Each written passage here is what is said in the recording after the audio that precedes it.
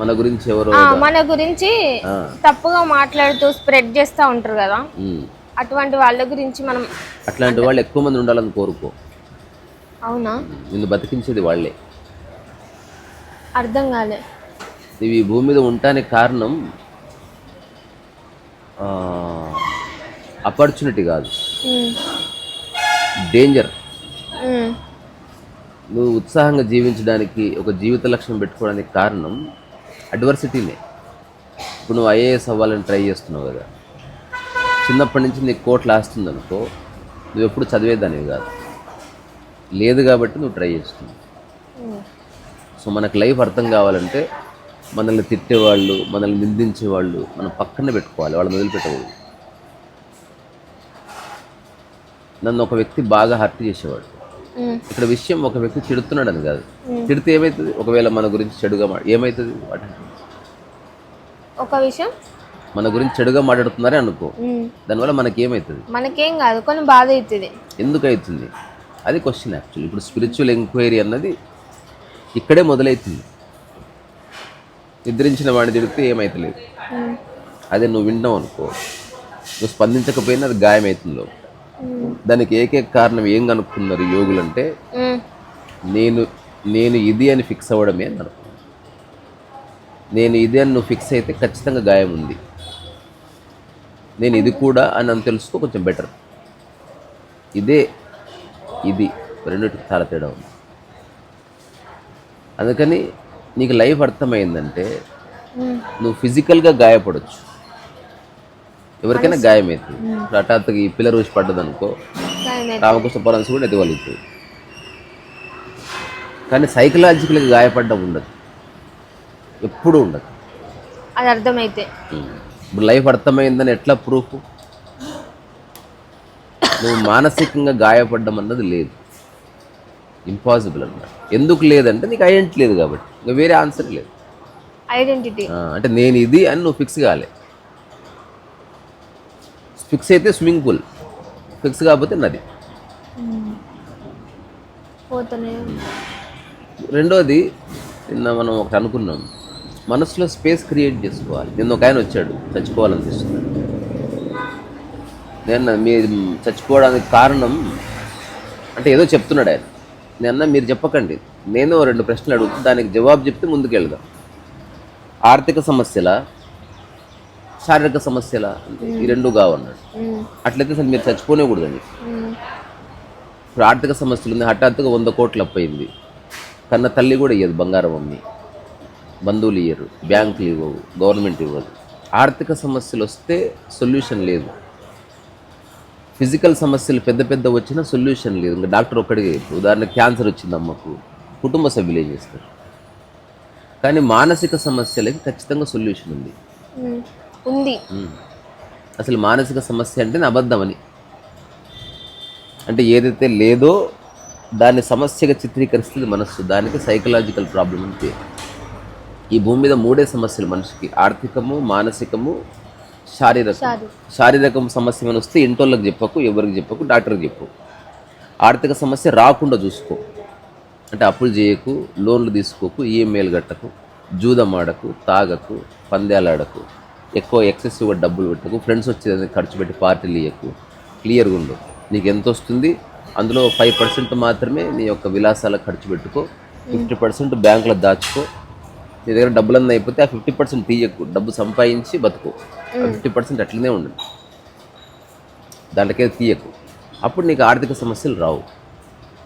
ఎందుకంటే ఆర్థిక సమస్యలు నిజంగా వస్తే ఎవరు హెల్ప్ చేయరు.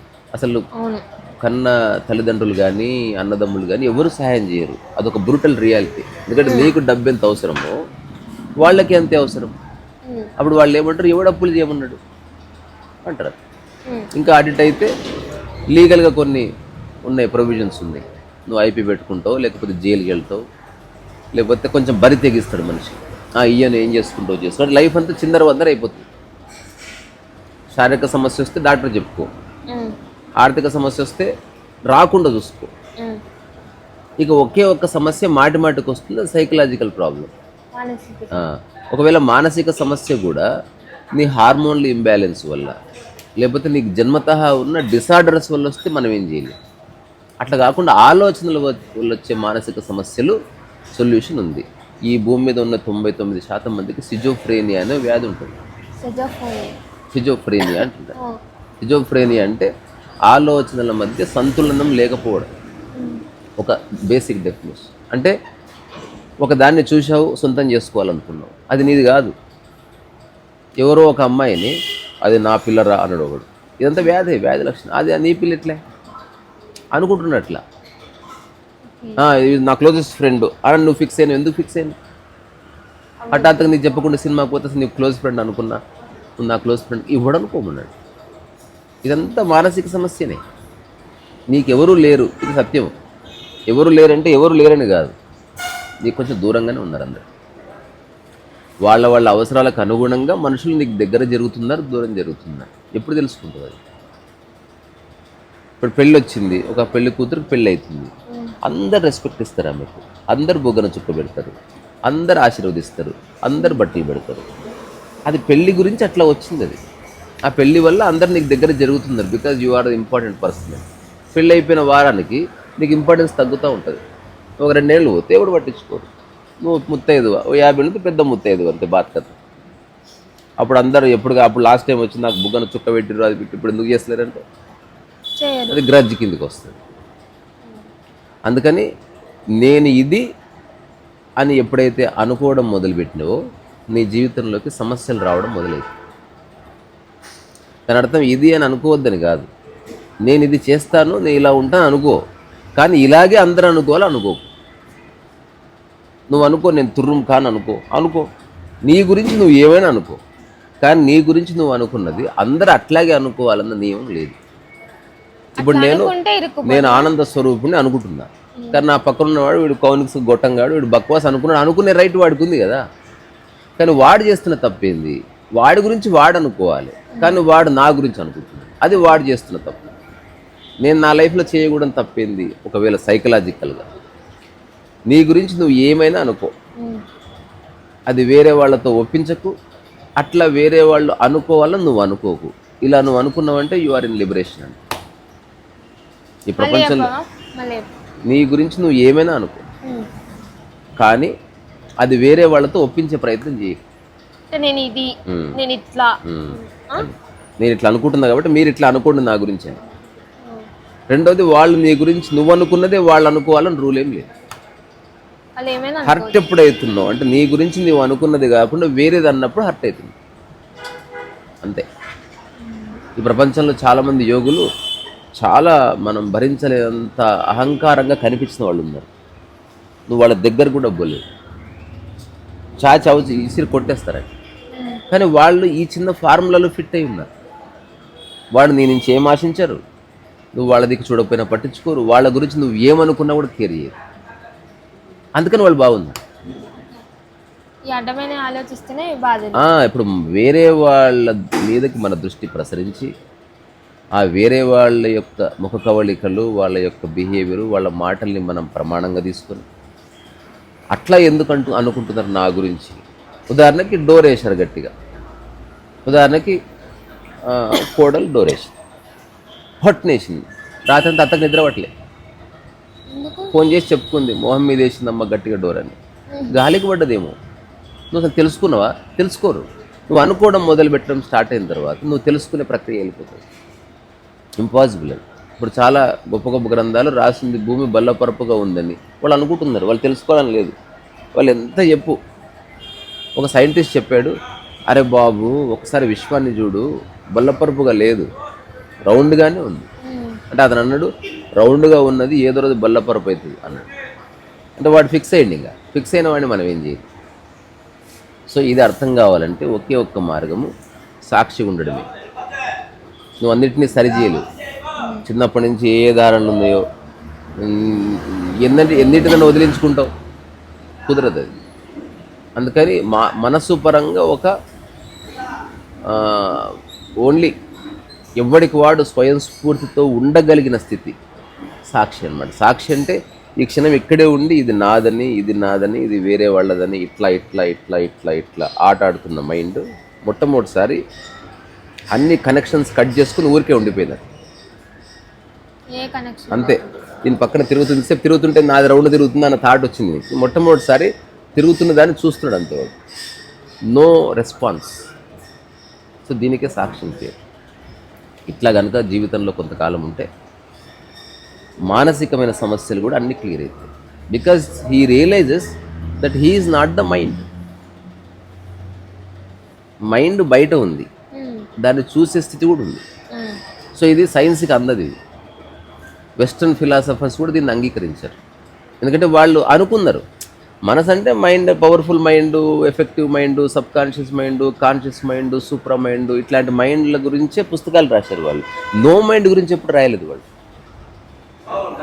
They don't even imagine. ఇప్పుడు ఎట్లయితే నేను అందగత్తెనని ఒక అమ్మాయి అనుకుంటుందో అట్లాగే మైండ్ లేని స్థితి లేదని వాళ్ళు తెలుసుకోలేకపోయారు. అందుకే మనకి వెస్ట్రన్ ఫిలాసఫీలో ఫిలాసఫీ అనేది సగమే ఉంటుంది. ఇంత పుస్తకం ఉన్నా దాంట్లో సినిమా క్లైమాక్స్ లేదు. How to understand mind, how to deal the mind, you how to be better mind అని చెప్పారు, కానీ how to be no mind అని చెప్పారు. రామకృష్ణ మన రమణ మహర్షి చెప్తుంది how to be no mind చెప్పేటివన్నీ. నువ్వు అన్నీ చెయ్యి, బట్ నో మైండ్ కూడా ఉంది. ఉదాహరణకి ఎప్పుడు నువ్వు ఉపవాసం చేసినావా? నువ్వు చేసినావా ఉపవాసం చేయలే? పోనీ ఒక పూట అన్నం మానేయలే అంటే తినగలిగిన నీవు తినకుండా ఉండగలిగిన స్థితి ఉందా? అట్లా ఆలోచించగలిగిన నీవు ఆలోచనలతో సంబంధం లేకుండా ఉండే స్థితి కూడా ఉంది. దానికి సాక్ష్యం పేరు. అంటే ఎవ్రీ టైం నీవు ఎప్పుడు అనుకుంటే అప్పుడు. అంటే ఎందుకని నీ రెండు తెలుసుకోవాలి. నేల మీద నడిచేది తెలుసుకో, నీళ్ళల్లో ఈదేది తెలుసుకో. అవసరమైతే ఇక్కడ ఉండు, అవసరమైతే అక్కడ ఉండు. సో అట్లా నువ్వు ఆలోచించగలిగే స్థితిని అనుభవించు. ఎప్పుడు ఆలోచించాలి? Whenever it is required. అంతే కదా. ఇప్పుడు పట్టుచీర ఎప్పుడు కట్టుకోవాలి? ఎప్పుడు పెళ్ళికి వెళితే అప్పుడు. అంతేగాని ఎప్పుడు పెళ్ళి వస్తుందో తెలియదని భుజం మీద వేసుకొని తిరగొద్దు. అట్లా ఆలోచనలని నువ్వు అవసరమైనప్పుడు ఉపయోగించుకోగలిగితే అప్పుడు నీకు రైట్ మైండ్ ఉన్నట్టు. గ్రేట్ మైండ్ కాదు, కాన్షియస్ మైండ్ కాదు, సూపర్ కాన్షియస్ మైండ్ కాదు, ఏమీ కాదు. You have a right mind. So నిన్న ఆ వ్యక్తి వచ్చినప్పుడు ఒక చిన్న 2-3 ప్రశ్నలు అడిగితే, నేను 8 నెలలుగా ట్రై చేస్తున్నాను కానీ నా వల్ల కావట్లేదు, అందుకే చచ్చిపోదామని. అప్పుడు నేనేం చెప్పానంటే 8 నెలలుగా కాదు 80 ఏళ్ళుగా ట్రై చేసినా నువ్వు ట్రై చేస్తున్న పద్ధతి కరెక్టా కాదో ఎప్పుడన్నా ఆలోచించినావు అంటే అయిపోయినా అని చెప్పి చిన్న ఎగ్జాంపుల్ ఇచ్చింది. 8 నెలలుగా నీకు వైలిన్ ఇస్తా, రోజు 10 hours ప్రాక్టీస్ చేయి, నీకు ఎప్పటికీ రాదు. నువ్వు అడ్డగోలుగా ట్రై చేస్తున్నావేమో. అందుకని ప్రయత్నం చేయడం ఎంత ముఖ్యమో సరైన వ్యక్తి దగ్గర కూర్చొని చేయడం అంతకంటే ఎక్కువ ముఖ్యం. ప్రాక్టీస్ అనేది ఇంపార్టెంట్. పెయింటింగ్ ప్రాక్టీస్ చేస్తున్నా నువ్వు 50 ఏళ్ళు చేసినా రాదు. సరైన వ్యక్తి దగ్గర కూర్చో, గంట సేపటి నీకు టెక్నిక్స్ తెలుస్తాయి. 2వ రోజు కలర్స్ కాంబినేషన్స్ తెలుస్తాయి, కూల్ కలర్స్, వామ్ కలర్స్ తెలిసిపోతాయి. 3వ రోజు కంపోజిషన్ చెప్పేస్తాడు. వారం రోజులు నీకు ఒక ఎన్లైటన్మెంట్ వస్తుంది. ఆ తర్వాత నువ్వు 50 ఏళ్ళు పని చేసుకోపో. ఎలా చేయాలో తెలుసుకో. చేస్తూ ఉన్నారు. నువ్వు మా అబ్బాయిని ట్రై చేస్తా ఉన్నా 50 ఏళ్ళ. నువ్వు ఎలా మార్చాలో తెలుసు చేస్తున్నావా, అడ్డగోలుగా చేస్తున్నావా? చాలామంది ఈ ప్రయత్నం చేస్తారు. ఉదాహరణకి ఎప్పుడన్నా కిచెన్ చదివితే పిచ్చిగా చదివితే టైం పడుతుంది, ఆర్డర్లో చదువు తొందర అయిపోతుంది. ఇప్పుడు పొద్దున పూట బట్టలు మాత్రమే సర్దు, మధ్యాహ్నం స్టీల్ గిన్నెలు మాత్రమే సర్దు, సాయంత్రం ప్లాస్టిక్ సామాను మాత్రమే సర్దు. సగ్రిగేషన్ వచ్చేస్తుంది. సర్దే కంటే ముందు ఇవి ఇటు పక్క పెట్టు, ఆ వటు పక్క పెట్టు, ఈ వటు పక్క పెట్టు. అవే వస్తువులు అనుకుంటే చిందర వందర, లేకపోతే ఒక ఆర్డర్ కనిపిస్తుంది. మైండ్ కూడా అంతే. అనుకుంటే చిందర వందర 5-6 ఆలోచనలు నువ్వు ఉక్కిరి బిక్కిరి చేస్తాయి. నువ్వు ఒక రకమైన ఉత్తేజనకు గురి చేస్తాయి. లైఫ్ వేస్ట్ అనిపిస్తుంది. ఆలోచన ఎంత ఉధృతంగా వస్తుందంటే ఓ పెద్ద సునామీ అలలాగా వచ్చి వెళ్ళిపోదాంపా, కొండ మీదకి వెళ్ళి దుంపి చచ్చిపోదాంపా అంటాడు. అసలు ఎవ్వరు అక్కర్లేదు, నువ్వు ఒక్కదాన్ని బతకగలవు పో అంటది. ఏమో చెప్తుంది ఆ మైండ్. ఆ టైంలోనే సంయమనం ఉండాలి. ఆవేశంలో మనకు వచ్చే ఆలోచనలన్నీ బేసికల్గా అబద్ధాలే. నువ్వు ప్రశాంత స్థితిలో ఆలోచన చేయాలి. ఇప్పుడు పరిగెత్తుకుంటూ రొట్టె చేయలేవు. అట్లనే ప్రశాంతంగా కూర్చొని నువ్వు పని చేయాలి. చాలామంది ఇంపల్సివ్ బిహేవియర్ అంటే ఆవేశంలో నిర్ణయాలు తీసుకుంటారు. నువ్వు ఎప్పుడన్నా పూర్తి ప్రశాంతంగా ఉన్నప్పుడు టేక్ ఎ డిసిషన్, ఈ లైఫ్ చాలా అనిపిస్తుంది, అట్లా తీసుకోగలవా? మరి ప్రశాంతంగా ఉన్నప్పుడు ఎందుకు సూసైడల్ థాట్స్ వస్తలేదు? ఎందుకంటే ప్రశాంతతలో సూసైడ్ లేదు, ఆందోళనలోనే సూసైడ్. రెండోది ఎగ్జిస్టెన్స్కి సంబంధం లేని డైలాగులు చెప్పడం మానేయాలి. చాలామంది చెప్తారు, వాళ్ళు చిన్నప్పటి నుంచి తెలియదు కదా, బెదిరించేది వాళ్ళు ఎప్పుడైతే అలవాటు అవుతుందో అదే మన ఉదాహరణకి సరదాగా ఒకడు బాడుకో అంటున్నాడు, నేనంటే అనొద్దు అట్లా, సరదాగానే అంటున్నా, అనొద్దు. ఎందుకు అనొద్దు? నిజంగా గొడవైనప్పుడు ఆటోమేటిక్గా వచ్చేస్తుంది బయటికి, అందుకని అనొద్దు అట్లా. సో సరదాగా నువ్వు అంటావు నేను చచ్చిపోయినా బాగుండు, అనొద్దు అట్లా. ఆ కొన్ని నెగిటివ్ స్టేట్ బ్రూస్లీ చెప్తాడు, whatsoever you are speaking your mind is listening. ఇప్పుడు నువ్వు ఒక పాట పాడితే మొట్టమొదటి వినేది ఎవరు? ఎవరి దగ్గర ఉంటే వాళ్ళు. నువ్వు వింటావు, నువ్వు మాట్లాడే ప్రతి మాట నీ వింటున్నావు కాదా? అందుకని ఇప్పుడు వేరే వాళ్ళ మాటలు నీకు వినసొంపుగా ఉండాలనుకుంటున్నావు కదా, మరి నీ మాటలు నీకు వినసొంపుగా ఉండొద్దా? అంటే ఇప్పుడు ఎవరైనా బాగా నెగటివ్గా హార్ష్గా లేకపోతే అంటుంది సాక్షిగా ఉండడం. అందుకే డోంట్ టేక్ ఇట్. ఒక్కటి గుర్తుపెట్టుకో, నీ మీద చెయ్యి వేస్తే అప్పుడు సీరియస్గా తీసుకో. నీకు ఒక ఫీట్ అవతలుండి ఏం చేసుకున్నా నీకు ఓకే, ఆర్గ్యూ చెయ్యి, నేను ఆర్గ్యూ చేస్తా, కానీ డిస్టర్బ్ కానీ.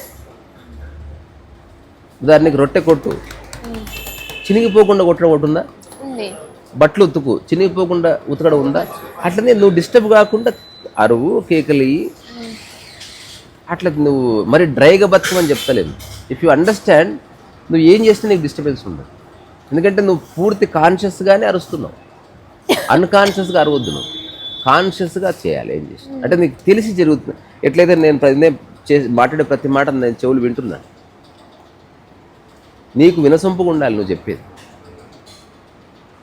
నువ్వు పాడుకునే పాట నువ్వే వింటున్నావు ఫస్ట్, అందుకని పాలిష్ యువర్ సెల్ఫ్.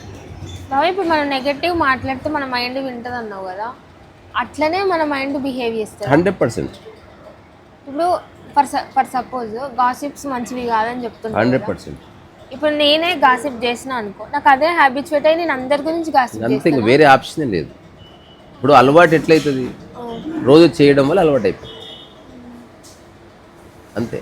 అందుకని దీనికి ఒకటే ఒక సొల్యూషన్ ఏంది, ఇప్పుడు మన మొత్తం భూమి మీద సాక్షి భావన గురించి నేను మాట్లాడినంత ఎవడు మాట్లాడలేదు. సాక్షిగా ఉండమని చెప్పారు. సాక్షిగా ఉంటే ఏం జరుగుతుందని ఎలాబొరేట్గా చర్చించలే. నేను నా హోల్ లైఫ్ నేను దాని మీదనే వర్క్ చేసిన. ఆ గోడ ఈ గోడ గుద్దుకుంటే నాకు ఫైనల్గా ఒకటి తెలిసింది, అసలు స్పందన లేకుండా ఉండవచ్చు అని తెలిసింది. స్పందన లేకుండా ఉండడం అంటే జీవం లేకుండా అని కాదు. భూమి మీద 3 సందర్భాల్లో అష్టవక్ర గీతలు కూడా ఓపెనింగ్ స్టేట్మెంట్ అదే మనం ప్రింట్ చేసినట్టు. అష్టావక్ర సంహిత 3 సందర్భాల్లోనే నీకు అప్లికబుల్ 100%. ఒకటి నువ్వు మరణించినప్పుడు, రెండోది గాఢ నిద్రలో ఉన్నప్పుడు, మూడోది పూర్తి మెలకువగా ఉన్నప్పుడు. అంటే నీకు అహంకారం ఏమాత్రం లేని సమయంలోనే అష్టావక్ర సంహిత అర్థమవుతుంది. అర్థం చేసుకోవడం వల్ల అహంకారం పోదు. నువ్వు చదివితే ఎప్పటికి భగవద్గీత అర్థం కాదు, నువ్వు లైఫ్ అర్థమైన తర్వాత భగవద్గీత నీకు రెలవెంట్గా అనిపిస్తుంది. భగవద్గీత కానీ వేదం కానీ ఉపనిషత్తు కానీ చదివి ఆచరించే అంశాలు కాదు. నీ అంతకు నువ్వు లైఫ్ అర్థం చేసుకొని నీలో అంతా ఒక క్లారిటీ వచ్చిన తర్వాత అప్పుడు నువ్వు ఉపనిషత్తు చదవాలి. ఇదే కరెక్ట్, ఇదేనండి కరెక్ట్ అని చెప్తావు అప్పుడు. సో నీవు కన్ఫర్మేషన్ ఇవ్వాలి దానికి, అక్కడ ఉన్నది సత్యం అని చెప్పాలి. అది చదివి నేను అయ్యాను అనేది ఎప్పుడు లేదు, ఉల్టా ఉంది కథ. మామూలుగా ఏం చెప్తారు, ఎన్ని శ్లోకాలు చదువుతావు, ఇది ఒక భావస్పందన కలిగి నీకు రియలైజేషన్ కలిగిన తర్వాత కొంతకాలం జీవించిన తర్వాత ఎవరో చెప్పారు ఇట్లా ఒక ఆధ్యాత్మిక గ్రంథం ఉంది, ఏముంది అందులో అంటే ఏ స్పందన లేకుండా ఉండొచ్చు అని ఉందంటే అవును ఉండొచ్చు, కరెక్టే ఉంది ఆ పుస్తకం అని చెప్తారు. ఇప్పుడు ఒక పుస్తకంలో ఏ స్పందన లేకుండా ఉండని కృష్ణ పరమాత్మ ఎప్పుడు ఎట్లుండాలో తెలియదు నీకు. చదివిన దానికి కూడా స్పందిస్తేవి నువ్వు, ఇంకెక్కడ స్పందన లేకుండా కరెక్టే. అత్యంత అమూల్యమైన దాన్ని కూడా నువ్వు మామూలుగానే చూడాను. అట్లా చెప్పిన పుస్తకాన్ని నువ్వు అమూల్యంగా దాచుకుంటావు, ఇంక అయిపోయా. అంటే నువ్వు చెప్పిన దానికి అగెనెస్ట్ పోతున్నావు. పని చేయి ఫలితం ఆశించగానే ఉంది. నాకు భగవద్గీత కాంపిటీషన్లో ఫస్ట్ ప్రైజ్ వచ్చిందని వాడు చెప్పుకుంటున్నాడు, వాడు భగవద్గీత అగెనెస్ట్గా చేస్తున్నాడు. అసలు ఫలితమే ఆశించుతుంటే ఫస్ట్ ప్రైజ్ ఎక్కడి నుంచి వచ్చాయి? సో మనిషి ఒకటి చెప్తున్నాడు, ఒకటి చేస్తున్నాడు, దొంగనా కొడుకు మనిషి. అందుకని నేను చెప్పేది సలహా కాదు, కానీ ఖచ్చితంగా అర్థం చేసుకోవాల్సిన విషయాల్లో ఇప్పుడు ఆ శరీరం పరంగా ఖచ్చితంగా చేయాల్సింది తినడం, మనసు పరంగా ఖచ్చితంగా తెలుసుకోవాల్సింది సాక్షిగా ఎలా ఉండాలి తెలుసు. దీనికి ఏ సాధన అక్కర్లేదు. సాధన ఉంటే ఎప్పుడు తెలుసుకోలేవు. ఎందుకు? ఆధ్యాత్మికత ఎప్పటికీ సాధన కాదు, గుర్తుపెట్టుకోండి. సాధన ఎవడైతే చెప్తున్నాడో అది నాట్ స్పిరిచువల్, ఆ సంథింగ్ ఎల్స్. అది కూడా మంచిదే, కానీ దాంట్లో స్పిరిచువాలిటీ లేదు. సాధన ఏది స్పిరిచువల్కి సంబంధించిన విషయం కాదు. నువ్వు జస్ట్ చూసి తెలుసుకున్నావు అంతే, అయిపోయింది. ఉదాహరణకు నేను దీన్ని ముట్టుకోకుండా ఉండాలి, దీని సాధన ఎందుకు చెప్పు? దీన్ని ముట్టుకోకుండా ఉండే సాధన చెప్పు నాకు. లేదు, ముట్టుకోకుండా ఉండాలంటే ముట్టుకోకుండా ఉండాలి, అంతే. సాధన లేదు, అసలు అంత స్పేస్ లేదు అక్కడ. ఇప్పుడు నేను దీన్ని ఇట్లా పట్టుకున్నా, ఇది వద్దులే పగిలిపోతుంది, ఇది ఉంది, దీన్ని వదిలిపెట్టాలి. దీనికి సాధన ఎట్లా? వదిలిపెడితే అయిపోతుంది, అయిపోయింది. దీనికి సాధన అక్కర్లే. ఇక్కడ క్లారిటీ వచ్చిందా, ఇక్కడ చెయ్యి ఓపెన్ అయింది. అట్లా కాకుండా ఇప్పుడు ఇది సర్టిఫికెట్ వదిలిపెట్టమంటే ఇక్కడ నాకు సర్టిఫికేట్ మీద అటాచ్మెంట్ ఉంది కాబట్టి ఇక్కడ వదిలిపెట్టలేదు. ఫింగర్ ఎప్పుడు బాడీ రెడీగా ఉంది వదిలేయడానికి. ఇప్పుడు ఉదాహరణ క్లారిటీ సర్టిఫికెట్లు ఏమీ లేదు అని ఒక 50 ఏళ్ళు తెలిసింది. ఇప్పుడు ఒక మనిషిని వదిలిపెట్టడం అంటే మిద్ద మీదకి వెళ్ళి కాదు, అతను పట్టుకొని ఉన్నావు, నాకు రెస్పెక్ట్ ఇయ్యి, నన్ను సినిమాకి తీసుకుపో, నువ్వు లేకపోతే నేను లేను, నువ్వు నాకు నచ్చావు, నిన్ను చంపితే, ఇట్లాంటివన్నీ. ఇప్పుడు మానవ సంబంధాలంతా లోపభూయిష్టమైన అవసరాల కోసం, వాడికి ఎంత చెప్పినా అర్థం కాలే. ఒకరోజు రియలైజేషన్ వచ్చింది, అంతవరకు వాడు నేను వదిలిపెట్టలేనండి, అది నాకు చెప్పాడు ఇట్లా. ఒకరోజు వాడికి రియలైజేషన్ వచ్చింది, పక్కనే ఉన్న ఆ వ్యక్తికి సంబంధించిన ఆలోచన అటు వెళ్ళిపోయింది. లిబరేషన్ అంటే ఇంతే, దీనికి సాధన లేదు. ఇప్పుడు ఎవడన్నా ఒక పుస్తకం రాయమనండి, ఇది పట్టుకున్న దాన్ని ఎట్లా వదిలిపెట్టాలి. ఇంకోటి, ఇది ఎట్లా వదిలేస్తావు, బంగారం కూడా అంతే. బంగారం వదిలేయడానికి ఒక సాధన, పేపర్ వదిలేయడానికి ఒక సాధన లేవు, అన్నిటికీ ఒకటి సాధన లేదు. ఏదైనా వదిలిపెట్టడానికి సాధన ఉంది. బరువు ఉంటే ఇట్లా తీసేస్తా, జస్ట్ డ్రాప్ ఇట్, అదే పడిపోతుంది. ఇప్పుడు ఎందుకు వదిలిపెడితే అహంకారం రాదు తెలుసా మీకు? ఇప్పుడు లేపినప్పుడు నేనున్నా, వదిలిపెట్టడంలో నేను లేను, దానంతకదే పడిపోయింది. చూడ, నేను ఎక్కడ ఉన్నా అక్కడే ఉన్నా, నా యొక్క ప్రమేయం ఏమీ లేదు. దీన్ని పైకి అనాలంటే నా ప్రమేయం ఉంది, దానంతకది పైకి లేవు. పడిపోవడం దానంతకది జరుగుతుంది. అందుకే డ్రాప్ ద ఈగో అన్నారు, రేజ్ ద ఈగో అనలే. Whatsoever you are dropping, you are not dropping, it is getting dropped on its own accord. అట్లా కొంచెం ఇంగ్లీష్ బాగానే వస్తుంది నాకు. అందుకని ఈ రెండు స్థితుల్ని మనిషి అర్థం చేసుకోవాలి. అనుకుంటే కత్తిని ఉపయోగించుకున్నట్టు, అనుకున్నప్పుడు ఆలోచనను ఉపయోగించుకో. జీవన సూత్రాలు ఖచ్చితంగా తెలుసుకోవాలి, లేకపోతే జీవితం బాధల్లోకి వస్తుంది. నా ప్రాబ్లం ఏంది, నేను సాక్షిగా ఉండనండి, ఉండకు. దానివల్ల you are going to suffer, accept కరో. ఇప్పుడు నాకు జీవితంలో సఫరింగ్ వద్దు, బాడీ సఫరింగ్ ఓకే. ఇప్పుడు మొన్న నేను ఒక రకంగా యోగా చేస్తే ఈ మొక్క పట్టుకుంది, నేను లాస్ట్ 3 days అర్ధరాత్రి అపరాత్రి లేకుండా ఎప్పుడు అనిపిస్తే అప్పుడు కొన్ని రకాల యోగ భంగిమలు చేసిన. ఇప్పుడు నొప్పి లేదు, ఏంటంటే లేదు, పోయింది అది. కానీ ఏదో రోజు నేను ఎంత ట్రై చేసినా పోని నొప్పులు రావచ్చేమో, ఐఎమ్ ప్రిపేర్డ్. కానీ బాధ లేదు, ఎందుకో తెలుసా? ఇట్లెందుకు అయ్యిందన్నది ఇలా అనుకోవడం లేదు కాబట్టి బాధ లేదు. అయ్యింది, ఇప్పుడు ఏం చేద్దామో చెప్పు అంటే అసలు బాధ లేదు. అంట కాకుండా నేను ఇంత మంచిగా ఆరోగ్యపరమైన తీసుకున్న తర్వాత సొరకాయతో అదే దిబ్బరొట్టు చేసుకుంది, అయినా నాకు ఇట్లా అయింది, మా పక్కింటోడు తాగుతాడు, వాడికి ఏం కాలేదు. ఈ ఆలోచన వల్ల నీకు మాయపడుతుంది. సో సాక్షి అంటే ఇది ఇక్కడ ఉంది, ఇంతకాలం దీంతో ఒక మానసిక సంబంధం ఏర్పడ్డది. నీ చేతిలో ఏం లేదు, బట్ ఇది నాది అని ఉందా? ఈ నాది అన్నది తీసేసి చూడు ఒకసారి, అప్పుడు వస్తువుగా కనిపిస్తుంది. ఇప్పుడు నేను చెప్పింది అర్థమైతే తాగా ఆపేద్దాం, అర్థం కాబట్టి ఇంకో నిమిషం చెప్తా. చెప్పండి చూద్దాం, ఎవరో ఒకరు. వెరీ ఇంపార్టెంట్ ఇది. నాది అనే భావన ఇదే తీసుకో లెక్కలోకి. ఇది ఎవరిది? నాది. తద్వారా అది వస్తువు కాదు. ఇప్పుడు అది నీ ఈగో, నీ పరువు, నీ ప్రతిష్ట, నీ యొక్క లెగసీ ఉంది, అది వస్తువు కాదు. నాది అనగానే బ్యాగ్ తన అందాన్ని కోల్పోయింది. ఇది ఇట్లా కూడా ఉపయోగించుకో. ఒక టైం వస్తుంది, ఏదో క్షణంలో అక్కడ పెట్టి నాది అన్నది తీసేసి అంతే.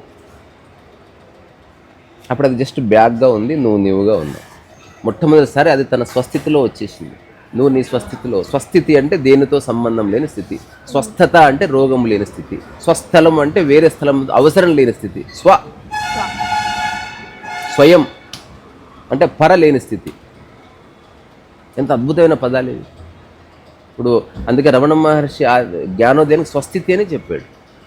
స్వస్థత వేరు, మళ్ళీ అది రోగాలకు. స్వస్థితి అంటే నాది ఏదైతే నిజమైన స్థితి ఉన్నదో, యథార్థ స్థితి ఉన్నదో, ఇప్పుడు అదే ఉన్నది ఇక్కడ. వేరేదేం లేదు. అట్లా అట్లనే ఇప్పుడు ఏదైతే హర్ట్ అవ్వద్దు, ఈగో ఇదంతా డ్రాప్ చేయమన్నావు కదా, సేమ్ మనం ఎంత మనమనే కదా మనం ట్రై చేస్తూ ఏదో ఒక పనిలో మనకు నచ్చినది చేస్తూ ఉంటాం కదా. చాలా మంది మనల్ని డిగ్రేడ్ వెనక్కి లాగడానికి ఎవ్వరు చేయరు. వాళ్ళు అన్నదాన్ని నువ్వు తీసుకొని, ఉదాహరణకి ఒక కత్తి, ఎవడో కత్తి పొడవడానికి వచ్చాడు అంటే డిగ్రేడ్ చేస్తున్నాడు. ఇప్పుడు నువ్వేం చేస్తున్నావు, ఆ కత్తి నువ్వు తీసుకుని నువ్వు పో, ఇది నేను పొడుచుకుంటే ఇంకా అంటున్నావు, వాడు వెళ్ళిపోయిండు. ఇప్పుడు ఆ డిగ్రేడ్ చేసిన స్టేట్మెంట్ని నువ్వు తీసుకున్నావు, యూ టుక్ ద రెస్పాన్సిబిలిటీ. ఇప్పుడు నువ్వే స్టాప్ చేసుకుంటున్నావు. ఎవడిని డిగ్రేడ్ చేయలేడు, అస్సలు ఇంపాసిబుల్. అది కొట్టొచ్చు, అది రాంగ్. అట్లాంటి వాడిని మూతి పని రాలగొట్టు. ఎవడన్నా చేయి వేస్తే వాడిని క్షమించడానికి లేదు. అంతే, అది మనం డిగ్రేడ్ అనేది లేదు అసలు. ఎవరేం మాట్లాడినా కానీ సమాజంలో ఉన్నాం కాబట్టి కొంచెం సెక్షువల్గా క్యారెక్టర్ అంటూ ఒకటి ఉంటుంది. నీ క్యారెక్టర్కి కుటుంబం క్యారెక్టర్కి ఒక లింక్ ఉంటుంది కాబట్టి కొంచెం కేర్ఫుల్గా ఉండాలి. ఒకవేళ చేయవలసి వస్తే చివరికి తెలియకుండా ఇది చేసుకుంటే చేసుకో, దాని పర్యవసనాలు నువ్వే అనుభవించు. అట్లా ఇక్కడ ఎవడి కోసం నియంత్రించుకుంటలేడు. అందరికీ రూల్స్ చెప్పి డాడీ పోయి బజ్జి తింటుండు బయట, అందరి పిల్లలకి దుబారా చేయొద్దని వాళ్ళ అమ్మ చీరలు కొనుక్కుంటుంది. ఎవడి ఇష్టమో వాడిదే. అటనే ఒక అమ్మాయికి ఒక అబ్బాయి అంటే ప్రేమ కలిగింది. ఇప్పుడు ఇది కుటుంబ గౌరవానికి భంగం కలుగుతుందని తెలిసింది, అయినా నువ్వు ప్రేమను వదులుకోలేకపోతుంది. Try to understand how to balance it. Discuss చేయ ఫ్రెండ్స్ తోటి. సరైన నేను అంత చెప్పినా కదా, నువ్వు ఎంత వెదవులతో చర్చిస్తే అంత మురిగిపోతుంది. రైట్ పర్సన్తో చర్చించు. అందుకే you have to find the right person. ఏది పడితే అది అందరితో మాట్లాడకూడదు. నీకు ఆర్థిక సమస్య వచ్చింది, పక్కింటి అక్కకు అమ్మకు చెప్పకు, చెడగొడతారు. అయ్యయ్యో నీ జాతకం చూసుకుందాం అంటుంది ఒక ఆమె, కథ అక్కడి నుంచి పక్కకి వెళ్ళిపోతుంది. మీ అత్త వచ్చిన కాడి నుంచి నీకు ఇట్లయింది అంటుంది ఒక ఆమె, కథ అత్త మీద కోపం వస్తుంది. చాలా ఉన్నాయి. అందుకని ఎవడైతే నువ్వు ఆ సమస్యని కరప్ట్ చేయకుండా సమస్యని సమస్యగా బ్యాగ్ని బ్యాగ్గా చూస్తాడో, కొందరు వ్యక్తిగత లాభాల కోసం కూడా మనిషిని ఉపయోగించుకుంటారు. ఇప్పుడు హఠాత్తుగా సమస్య వచ్చినప్పుడు వాళ్ళ వైపు తిప్పుకుంటారు, మనుషుల్ని డిపెండ్ అయ్యేటట్టు చేసుకుంటారు. నువ్వు ఎవరి దగ్గరకు నేనే ఇస్తా పైసలు అంటారు. ఇప్పుడు ఆ డిపెండ్ తీరా అయ్యేసరికి వాడు ఫోన్ లిఫ్ట్ చేయడు. ఇట్లా జరుగుతుంది చాలా. అందుకని చేస్తారు వాడి ఇష్టం. అట్లా మనిషి అంటే వాడికి నచ్చినట్టు ఉంటాడు. అందుకని బీ ప్రిపేర్డ్. ఎస్కి నోకి రెండింటికి అంగీకరించే స్థితిలోకి రా. స్వయం సమృద్ధిగా మారు. సెల్ఫ్గా పనిచేయడం, ఆలోచించడం, జీవించడం తెలుసుకో. నీకు నా అనుకున్న వాళ్ళు ఎట్లయితే బ్యాగ్ నాదనుకున్నావో, ఒక క్షణం నా తీసేసి చూసినావో, అట్లా రోజులో కాసేపు నా తీసేసి మనుషులతో ఉన్నట్టే ఉండు, కుటుంబ సభ్యులతో. Don't take personally. ఇప్పుడు అమ్మ తిడుతుంది, ఆమెకు అలవాటు అయింది. ఆ తిట్టే దాంట్లో నిజం ఉంటే తీసుకో, లేకపోతే ఊరికే విను, ఏం కాదు. Nothing happens. ప్రతిదానికి జవాబిచ్చేవాడు, ప్రతిదానికి బాధపడేవాడు, వాడు ఎప్పటికీ పని చేయలేడు. ఈ భూమి మీద ఉన్న మొత్తం మానవ జనాభాలో ఒక 80% మంది వాళ్ళు అనవసరంగా పుట్టారు. వాళ్ళు పుట్టి ఏం చేస్తున్నారు, వాళ్ళ జీవితాన్ని చిందరవందర చేసుకుంటున్నారు, పక్క వాళ్ళ జీవితాన్ని చిందరవందర చేసుకుంటున్నారు. ఒక అడవిని చూసి చాలా తెలుసుకోవాలి. ఒక చెట్టుకు సంబంధం లేకుండా 2 చెట్లు బలంగా పెరుగుతాయి. ఇక్కడ ఒక చెట్టు ఒక మనిషి ఇంకో మనిషిని ఒకరి మీద ఒకరు ఆధారపడి, ఒకరి ఆలోచనలు ఒకరు తీసుకొని, ఒకరినొకరు ఆరోపణ చేసుకొని, ఒకరి గురించి ఒకరు వేరే వాళ్ళకి చాడీలు చెప్పుకొని, దానికి పుల్లింగ్ ఇచ్చదు. ఒక చిన్న కథ ఉంటుంది కదా, అంటే ఇండియా గురించి నెగిటివ్ చెప్పిన కథ ఇది. అంటే కథ కాబట్టి చెప్తున్నాం. మళ్ళీ దాని ఉద్దేశం మనం భారతదేశాన్ని ఇన్సల్ట్ చేస్తున్నామని కాదు. దీంట్లో చాలా గొప్ప విషయాలు ఉన్నాయి, చాలా చెత్త విషయాలు కూడా ఉన్నాయి. ఈ కథ తెలుసుగా, 2 కథలు చెప్పి ముగిస్తా, ఆ తర్వాత నువ్వు బయలుదేరుతూ. దేవుడు భూమిని సృష్టించినట్ట, పక్కనే ఉన్న దేవుడు అసిస్టెంట్ ఉన్నాడు కదా, చాలా బాగా చేశారు దేవుడు గారు, రౌండ్గా బలి చేశారన్న. పెన్ను తీసుకొచ్చిన తర్వాత విభజన చేశాడు, అన్నిట్లో గీతలు పెట్టాడు. ఒక భారతదేశాన్ని మాత్రం ఇట్లా ఆర్ట్ లాగా వేశాడు, షేపు. అరే మీకు ఏదో ఏరియా చాలా చాలా స్పెషల్గా ఉన్నట్టుంది. తర్వాత నేను చెప్పినవి చేస్తూ పో. ఆ ముక్క లోపల మొత్తం మంచు పెట్టు, ఈ ముక్క లోపల రాళ్ళు పెట్టు, ఆ ముక్క లోపల ఇసుక పెట్టు, ఈ ముక్క లోపల పెద్ద పెద్ద అడవులు పెట్టు. తర్వాత అందులో మనుషులు కూడా పెట్టారు. ఆ తర్వాత భారతదేశంలో కొంచెం మంచు పెట్టు, కొంచెం ఇసుక ఏరియాలో పెట్టు. అంటే పళ్ళెంలో సర్దినట్టు సరుతున్నాడు. ఆ తర్వాత ఇప్పుడు అసిస్టెంట్కి కోపం వచ్చింది. దేవుడు అంటే వివక్ష లేనివాడు, భేదభావం లేనివాడు. కానీ నీలో స్పష్టంగా భేదభావం కనిపిస్తున్నది. ఏం కనిపిస్తున్నది అంటే నువ్వు అక్కడెక్కడో దాంట్లో మొత్తం మంచు పెడతావు, అక్కడ మనుషులకు ఎంత చలి పెడుతుంది, ఎడారిలో పెడతావి, వాళ్ళకి నీళ్ళు లేవు. కానీ భారతదేశంలో నీళ్లు, మంచు, అది ఇసుక, పూలు అన్నీ పెట్టావు. ఇంత పర్ఫెక్ట్ బ్యాలెన్స్డ్ ప్యాలెట్ తయారు చేసావు.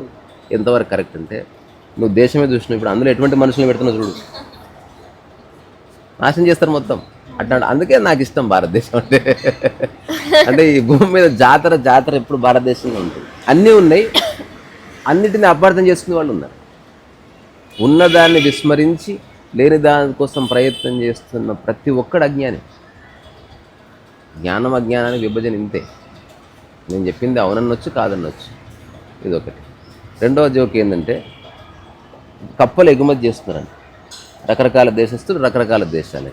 సో ఎవ్రీ వీక్ భారతదేశం నుంచి కూడా ఒక లారీ పోతుంది.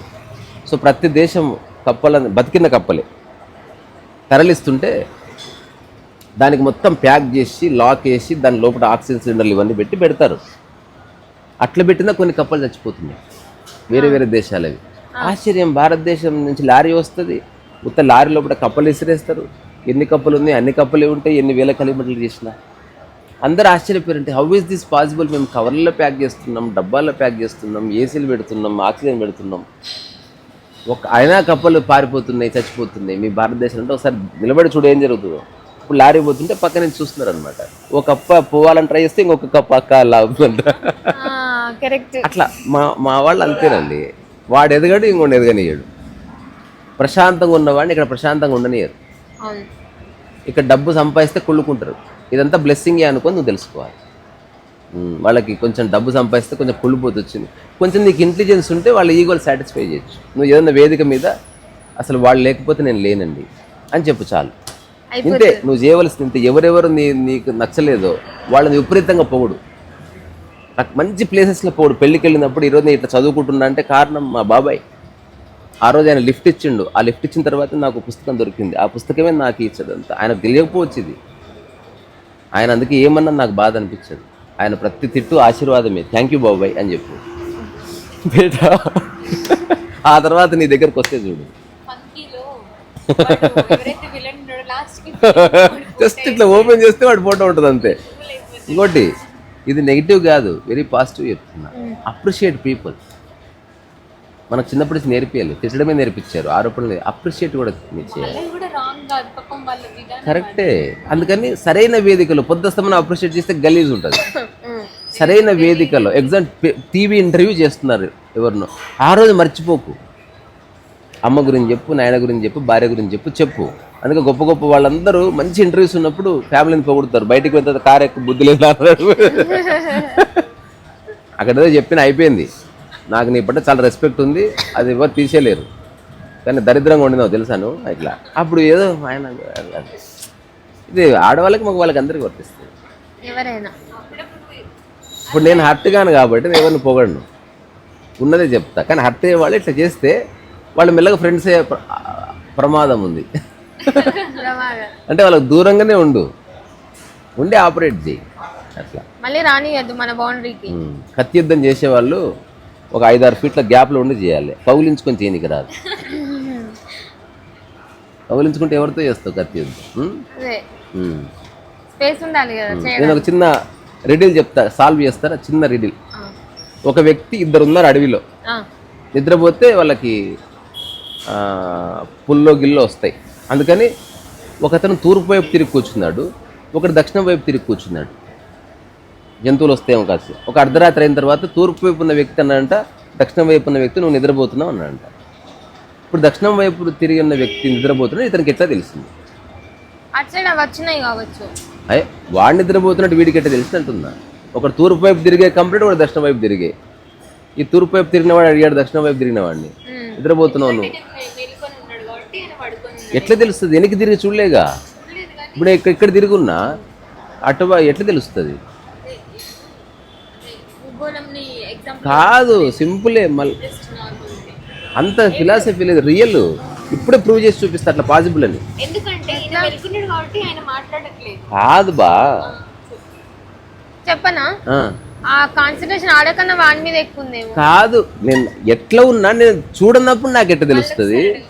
మళ్ళీ ఒకడు కంప్లీట్ తూర్పు వైపు ఉన్నాడు, ఒకడు కంప్లీట్ పడమర వైపు ఉన్నాడు. ఆ, తూర్పు వైపు ఉన్న వ్యక్తి హఠాత్తుగా నువ్వు నిద్ర ఎందుకు పోతున్నావు అన్నాడు. ఎట్లా తెలిసింది? ఇంతసేపు పడుకొని లేచిండు అరే ఎట్లా, అరే నేను చూడనప్పుడు ఎట్లా తెలుస్తుంది అంటే మళ్ళా చూడనప్పుడు ఎలా రిఫ్లెక్షన్ ఏమైనా ఉందా చుట్టుపక్కల ఏం లేదా? అంటే మన మైండ్ ఎప్పుడు అడ్వర్స్గానే ఆలోచిస్తుంది. దీని ఆన్సర్ ఎంత సింపుల్ తెలుసా? ఇప్పుడు నేను ఏం చెప్పిన తూర్పు వైపు ఒకరు, పడమర వైపు ఒకరు. మన ఆపోజిట్ కదా. ఇప్పుడు నేను ఎట్టున్నా, తూర్పు. నువ్వు అచ్చా ఇట్లానా? ఎదురెదురున్నామ్మా. నువ్వు అంటే మన ఈ తూర్పు పడమర అనుకొని ఇట్లా ఆలోచిస్తుంది మైండ్. ఓకే. అట్లా ప్రతిదాన్ని సీరియస్గా ప్రతిదాన్ని గంభీరంగా ఆలోచించడం వల్ల ప్రాబ్లం. టేక్ ఇట్ ఈజీ, ఏం కాదు. అందరు చచ్చిపోతే ఏం కాదు, ఏం కాదు. జాబ్ లేకపోతే ఏం కాదు, ఐ విల్ ట్రై. నెలకు 10,000 శాలరీ, 6,000 ఇచ్చినా బతుకొచ్చు, నో ప్రాబ్లం. అరే పెళ్ళికి చీర, పంజాబ్ డ్రెస్ కూడా ఏం కాదు, ఏం కాదు. అలాగే ఏమీ లేకుండా కాదు, మధ్యలో ఒక హెల్తీ పాత్ ఉంది, అక్కడ ఉండాలి, ఏం కాదు.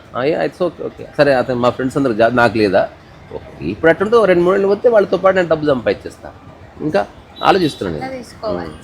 వాళ్ళ జాబ్ చూస్తున్నావు కానీ వాళ్ళు ప్రశాంతంగా ఉందో లేదో కనుక్కోపో. అంటే ఫైండ్ ఎ వే. అఫెండ్ అవ్వడం మానే. నీకు ఈగో ఉంటే అఫెండ్ అవుతావు, హర్ట్ అవుతావు, బాధపడతావు, కన్నీళ్ళు వస్తాయి, నిద్రలేని రాత్రులు ఉంటాయి, తలుపులు వేసుకోవడాలు ఉంటుంది. అన్నం ఉన్నా తినాలని ఉన్నా తినకుండా నీ మైండ్ సాపుతుంది. చూడాలనిపించినా ముట్టుకోవాలనిపించినా వద్దంటుంది ఇవన్నీ. ఎందుకంటే కొంచెం చిన్నపిల్లలాగా ఉంటే, చిన్నపిల్లలకి ఎందుకు హర్ట్ కాదు? ఇప్పుడు వాళ్ళమ్మ గుమ్మ గుత్తే ఎందుకు కేసు వేస్తలేరు? జస్ట్ వాళ్ళకి ఇంకా నేను ఇది అని ఫిక్స్ కాలేదంతే. అందరి ముందు నన్ను కొడతావా మమ్మీ అని అన్నాడు వాడు. వాడు అందరినీ గుర్తిస్తూనే లేడు వాడు. అదే కొంచెం ఇంటర్మీడియట్ రాగానే మమ్మీ మమ్మీ డోంట్ ప్లీజ్, ఏందిరా నా గుట్టి ఇట్లా చేస్తుంటే గతం. ఈ ఫస్ట్లో అట్లు మెల్లమెల్లగా అమ్మతో విడిపోతున్నాడు. అందుకే లెటర్స్ రెస్పెక్ట్ ఈచ్ అదర్. అట్లా అందరి ముందు వద్దు కదా, లోపలికి గుమ్మ గుద్ది బయటికి రాదు. అది ఫస్ట్. ఒకటి గుర్తుపెట్టుకో, ఈ భూమి మీద నీకు ఒక మంచి మానవ జన్మ ఒక ఆట ఆడుకోవడానికి ఉంది. దీన్ని సీరియస్గా ఆడకు, ఫన్నీగా ఆడుకో, మజా వస్తుంది. ఎవరిని వదిలిపెట్టకు. ఇప్పుడు నీ ఫ్రెండ్షిప్ నాకు వద్దనకు, ఫ్రెండ్షిప్ ఉంచుకొని మళ్ళీ ఫ్రెండ్షిప్ జమ చేసుకొని వాడిని మళ్ళీ ఫ్రెండ్ చేసుకొని అప్పుడు 2 తిట్టు బాడుకోపోతావే నువ్వు. మూతి పని రాలుతాయి ఇంకోసారి అట్టన్నావు అంటే. చూడు అనేది అంటనే ఉన్నావు అట్లా. ఇది పెద్ద పోతా అని చెప్పి ఇట్లా గుమ్మ గుద్దాలి, పెద్ద పోతా అని బెదిరించిండు. నువ్వు లేకపోతే ఎట్రా నాకు అంటే గుద్దితివి, బట్ పైనుంచి మళ్ళీ నువ్వు అట్లా ఫైండ్ అయిపోయి. నేనైతే ఎవరిని వదిలిపెట్టాను, కప్పలాగా కాలు బట్టి లాగుతాం.